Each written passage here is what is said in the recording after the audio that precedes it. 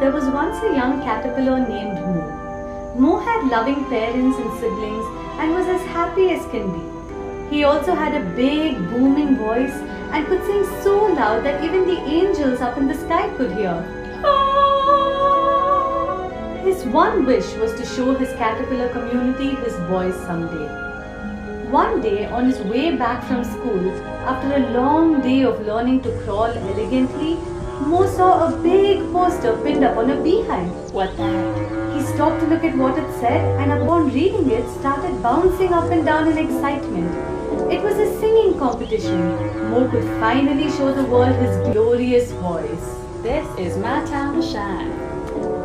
Mo spent the next 10 days rigorously practicing. He practiced for hours and hours and ate all the eucalyptus leaves he could stomach to soothe his throat. He even stayed away from his favorite mango leaves, for he knew they irritated his vocal cords. No mango leaves for me. Finally, the show day arrived. Mo eagerly waited for his turn, and when it came, he proudly crawled up onto stage and lifted his face up to sing. Alas, before he could even sing his very first note, his audience began booing. Boo! You ugly stupid. Stop! No. Poor Mo quickly hurried off stage in tears and zipped across the ground and into a faraway bush. He curled up among some leaves and fell asleep, eventually exhausted from all the crying. Lonely, I am so lonely. He woke up much later to the sound of leaves rustling. Upon focusing his gaze, he saw Mr. Snake, the wise old snake who dwelled in the bush. Hey, why are you crying, little one? In response to this question, Mo recollected his entire sob story. Upon patiently hearing him out, Mr. Snake opened Mo's eyes up. Hey, little Mo. Beauty lies on the inside. Not everyone is lucky or wise enough to see true beauty that stands before them. It is the ones with an ugly heart that judge based on the exterior.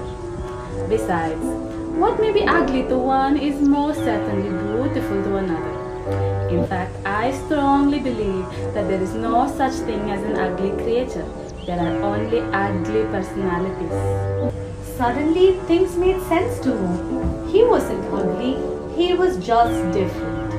Just because he wasn't a fresh green like his fellow caterpillars did not mean that he wasn't just as special. He would show them. And so he promised himself that he would sing at the very next competition.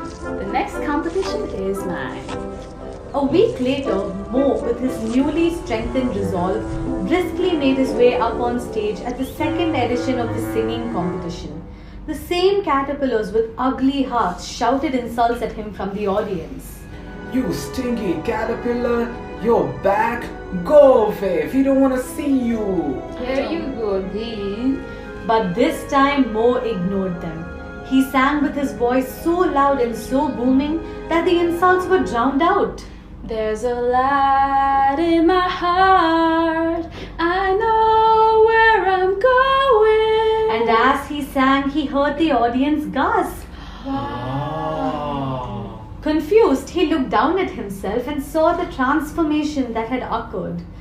His courage, his beautiful voice, his charming personality had surfaced. He had become a butterfly. I believe I can fly. I believe I can touch the sky. I think about it every night and day. Spread my wings and fly away. I believe I can soar.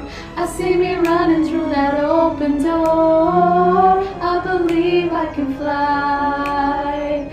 I believe I can fly. I believe I can fly. Despite this, Mo had learned one very important lesson. Superficial beauty means nothing. It is a golden heart that counts.